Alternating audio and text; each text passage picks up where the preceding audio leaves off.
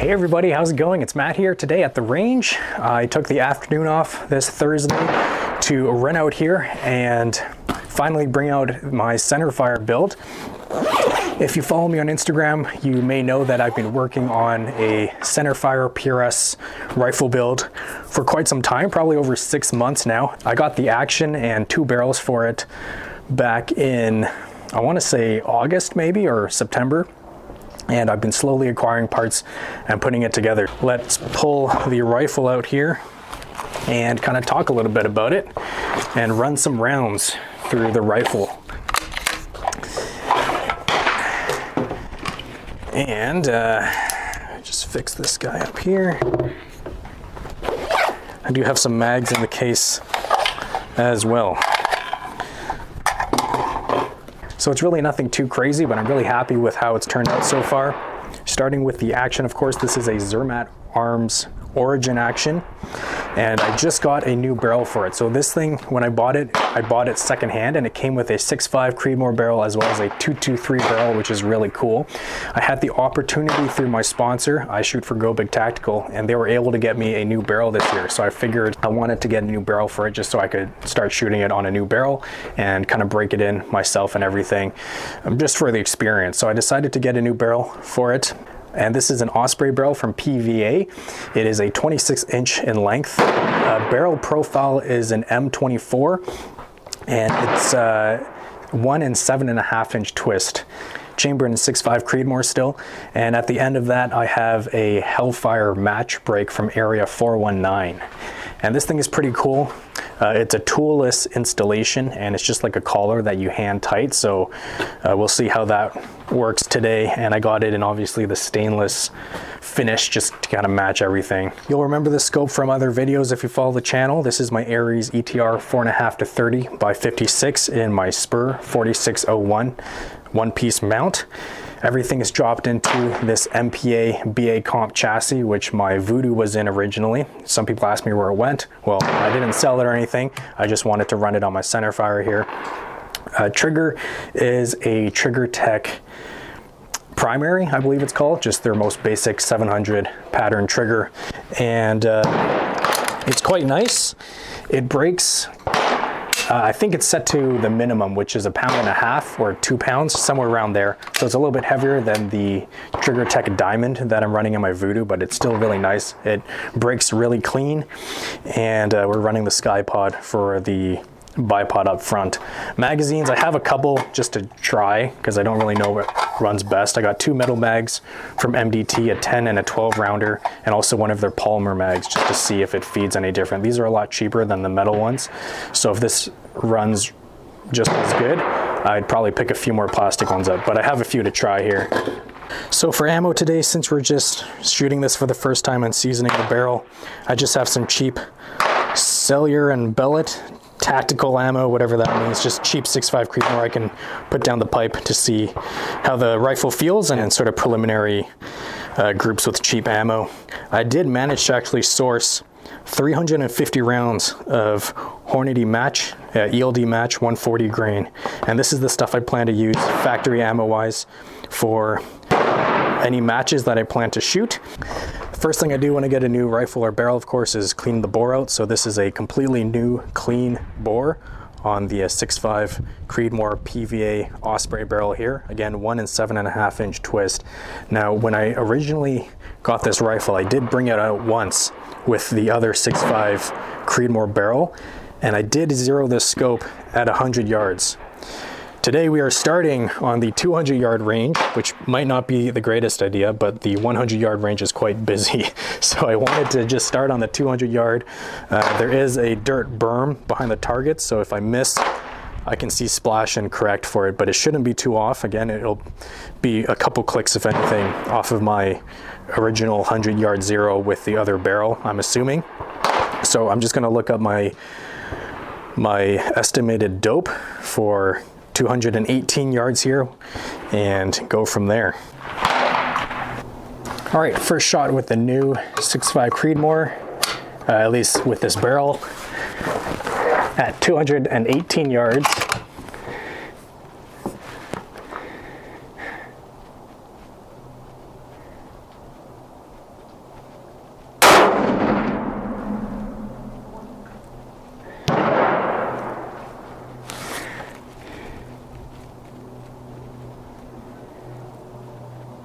Okay, so I think I was maybe 2 mils high.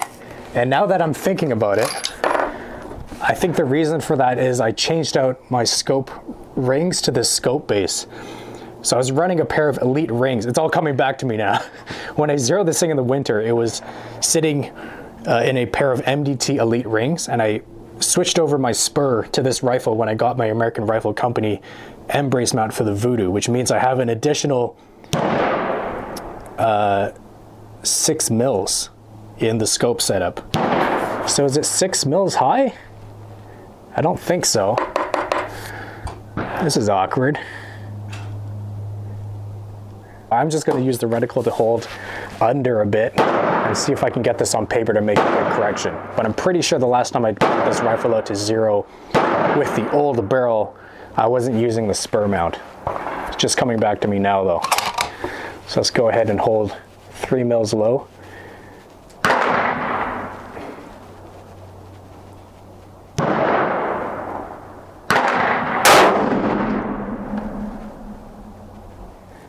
Don't see anything.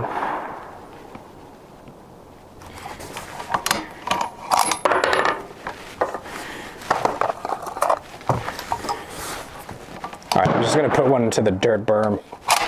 Very scientific here.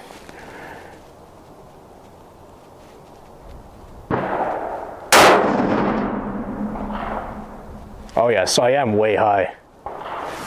So it makes sense. That I saw maybe 4.5 mils high, which means I definitely didn't have the spur mount on when I brought it out last time. And is there a 0 stop in this thing? There is not. So 1, 2, 3, 4. We'll come down 4.5 mils. Obviously, if I was shooting good ammo, I wouldn't start at 200 yards. I would start at 50 yards, you know, bore sight it, make sure I'm on paper, and then move to 100. But again, I just want to run some rounds through this barrel today, so I don't really care. All right, so down 4.5 mils.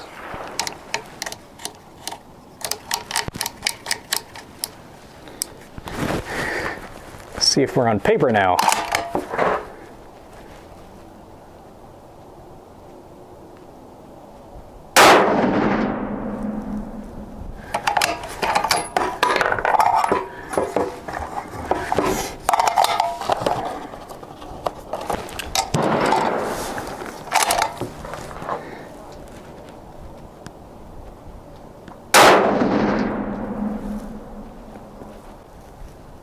All right, so we're on paper now. Let's put a 3-round group down. See if I can hold something decent with this cheap ammo.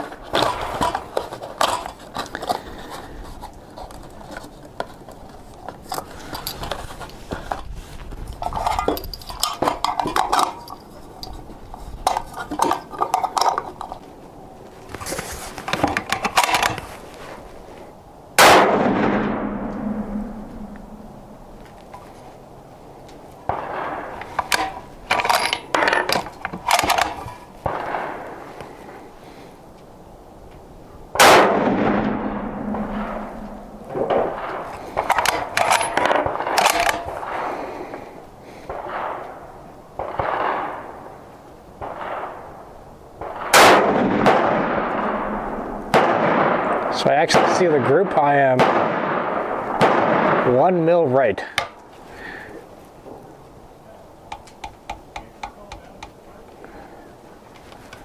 All right.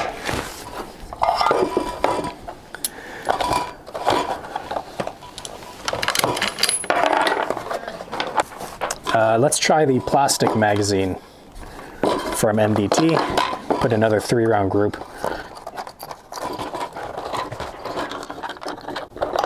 Plastic mag seems to load a bit easier. I don't know if that's a thing. All right, I'm gonna go for the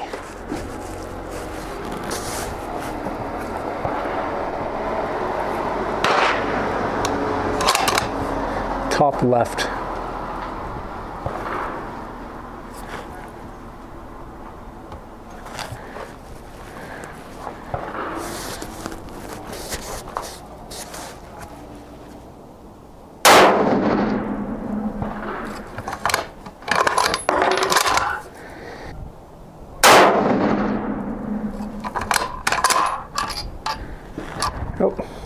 I think I'm running the bolt too slow. I'm just not used to it, but I don't want my brass flying over the bench because I do want to save it. All right.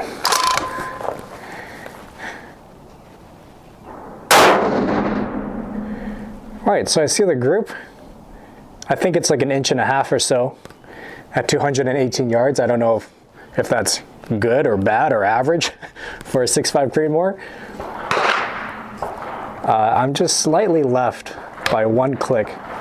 So I'll bring it one click right. And yeah, the recoil of the rifle is actually not too bad at all.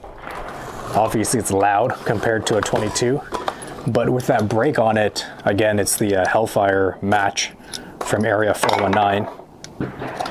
It's not too bad, and I'm surprised. I was actually expecting to have more of a flinch, I guess, like an anticipation of the shot where I might pull it, but it's not too bad at all. I feel like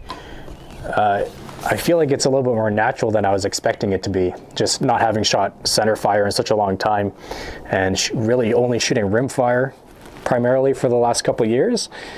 But I don't feel like I have too bad of a flinch, but I'm obviously taking my time with these shots and trying to be a little bit more methodical with it. Compared to a 22, you know, you can just blast rounds in quick succession without thinking of it. But all right, let's do another 3-round group here. Maybe I'll change up the camera angle just for fun. I need to learn how to load these mags better. All right, so that was the top left target just now.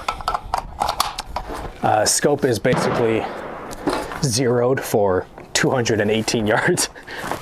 Kind of a random arbitrary distance here. But let's do the top right target, another 3-round group with this cheap Sellier and Bellot. And we do have quite a gusting left to right wind. I actually wonder what a 10 mile per hour wind does to a 6.5 Creedmoor at this distance. It would blow it off target at most 0.3 MRAD, according to my ballistics calculator, so not that much at all. All right.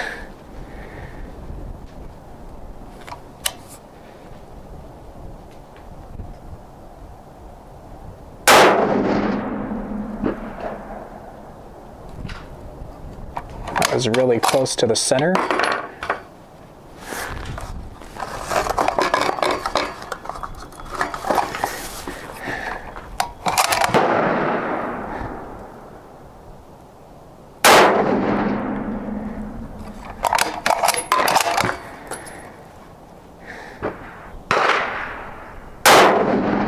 Oh, I pulled that one, that's for sure. So the first 2 shots were really close to the center, and then I pulled that one lower left. But this is fun, let's keep going.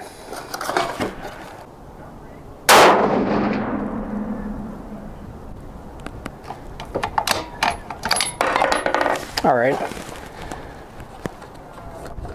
So probably about a 2-inch group.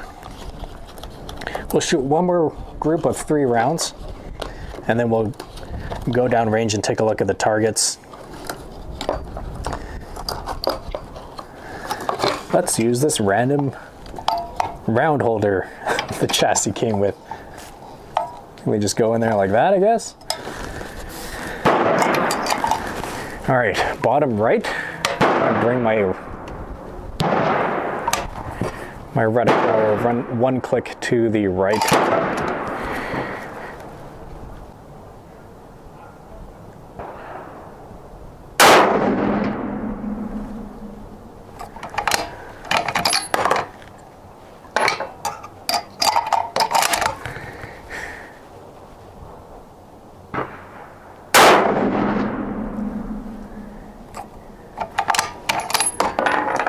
No, my brass. Yeah, I don't know like how much shoulder pressure you should put into a center fire rifle and stuff, because with the 22 the fundamentals are they're the same, but the way you might approach it is different just because of the lack of recoil. But with the 6.5, you know, it's not crazy recoil, but you're trying to manage it to spot, you know, your hits and stuff. It is a little bit different. So I'm trying to put in a little bit more shoulder pressure to see how it feels.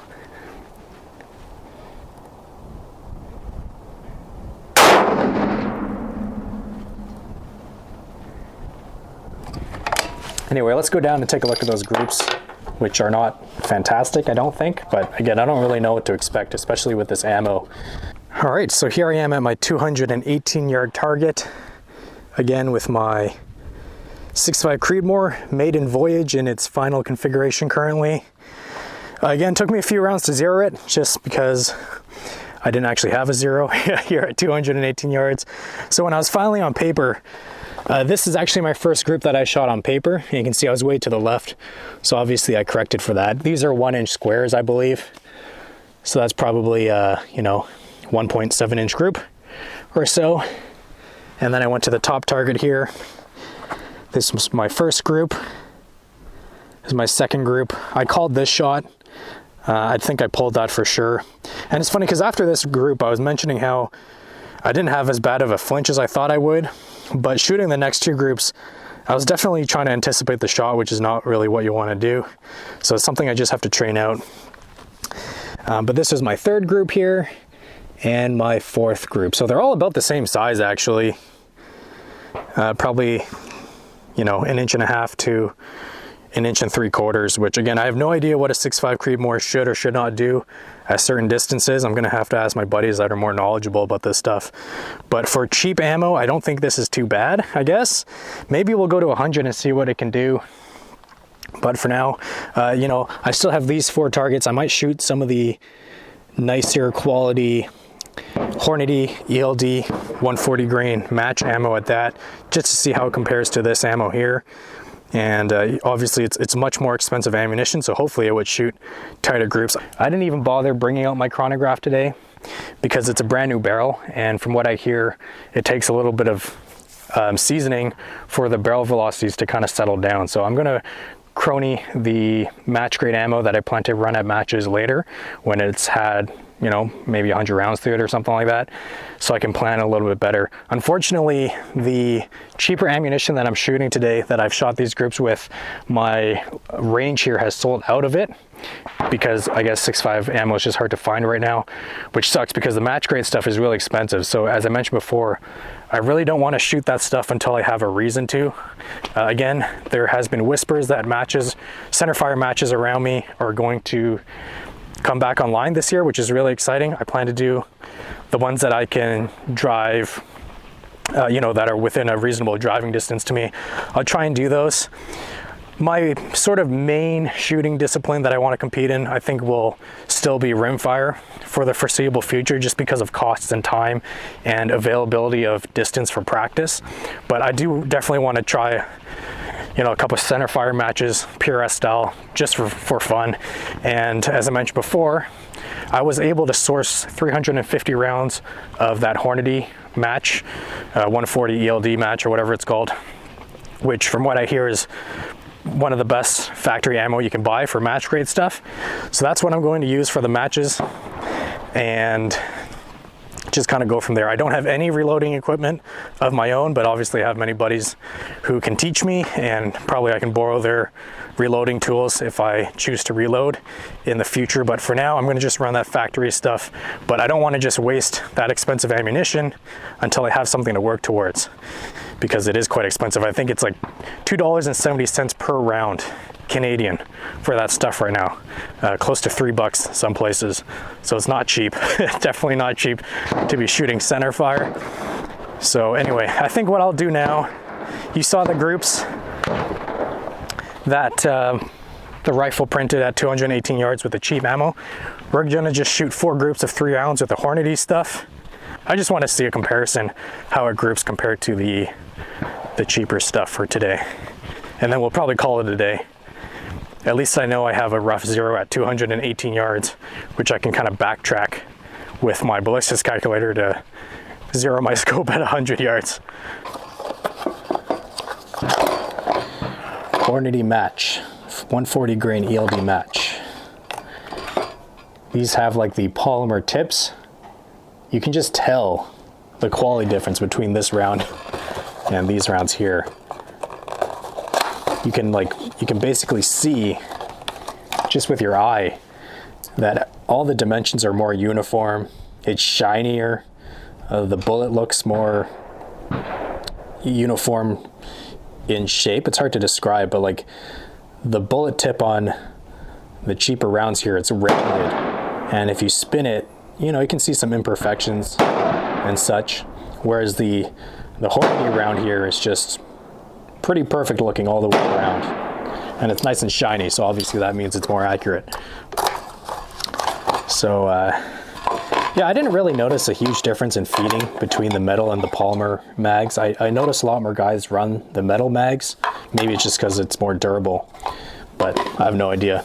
Anyway, single feeding the rounds was kind of fun, so I'm probably going to just continue to do that. And I definitely want to save the brass for the Hornady rounds here, because I know it's good stuff that you can reload with. So we'll go ahead and shoot some groups with the Hornady ammunition here. Right. And I'm still kind of experimenting with shoulder pressure because I really don't know what best practice is for center fire.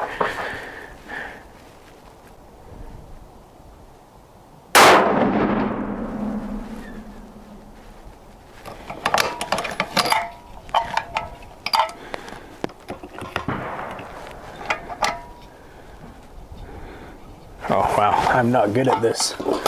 Like jammed it up against the...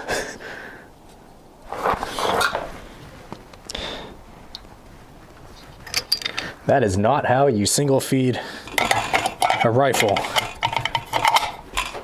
You just place it towards the front, sure.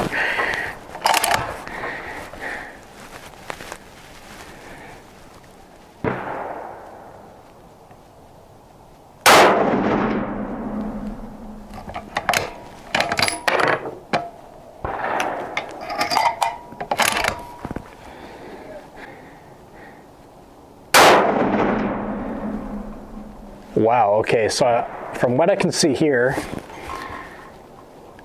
I think the group is really tight. So I guess you're getting your money's worth when you're paying for this match grade ammunition. We'll call that, like, from here, I can't really see very well, but maybe like a less than an inch group, unless I'm missing one of the rounds. That looks pretty nice though. Next group here, let's feed from the magazine.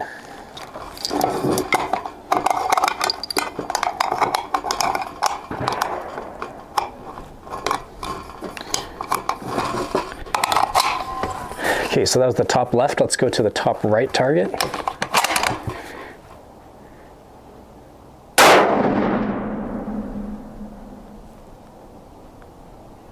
I may have pulled that. That's way off to the right. And I need to run the bolt faster when coming back so my brass actually ejects.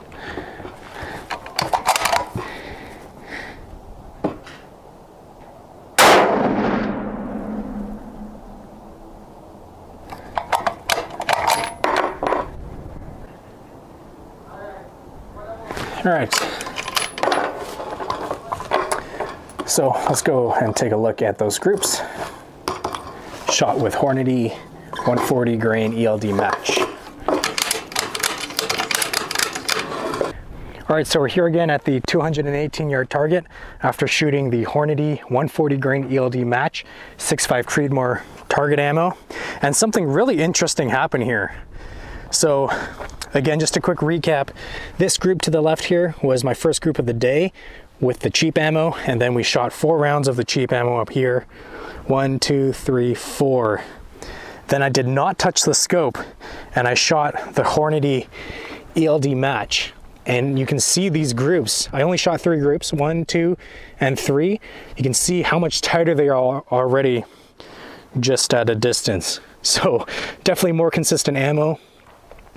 And the groups tightened right up. But you can see the POI of them shifted significantly. I didn't touch my scope at all going from the Sellier Bellot cheap ammo to the Hornady ammo here. But my first 3-round group was just about, you know, a quarter MOA, half an inch to the right, and it was a nice tight group within an inch. So that was really good.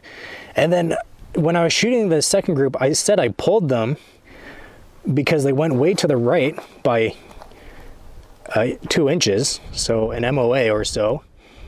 But you can see how tight that group is, so I don't think I was pulling them, because I don't think I can pull shots that consistently, although I wish I could. But so that's really interesting. Those 2 groups are very tight. And then the third group, it's about the same thing, a little bit low and to the right, and you can see by the markings on the paper, it's about exactly the same amount of distance that has shifted over to the right in its point of impact. So I don't know if that's maybe how I was resting the rifle on the bag, or how the bipod was interacting with the rifle and everything, but you can see it was consistently to the right. So I'll have to look into that. But again, I'm pretty happy with the group sizes I'm seeing now with the Hornady 140 grain ELD Match. These 3 groups right here are significantly tighter than the cheap ammo. So obviously you're getting your money's worth when you're buying this more expensive match ammunition. So, you know, I would say this is probably what you would expect a 6.5 Creedmoor, you know, a PRS rifle to do at 218 yards. And I'm pretty happy with that. So that's basically it for today. Just preliminary testing with the new rifle build that I finally finished after, you know, 6 or 7 months of gathering parts and whatnot. But yeah, pretty interesting results here today. Will I bring it out often? Probably not, because again, I need to work towards a match before I'm going to start shooting lots of ammo through it. But I just wanted to kind of start the barrel break-in process here. If I can find a little bit more of some cheaper 6.5 Creedmoor ammunition to keep shooting it a little bit, I may do that. But for now, it's just going to go back in the safe until there is a confirmed center fire match near me, which from what I hear, it's basically confirmed. It's just not announced yet, which is really exciting. So that's basically it for today. Short, well, I don't know how short this video is before I cut it, but hopefully it's a shorter range vlog. Thanks for watching, everyone. I'll see you in the next video. Take care. Cheers.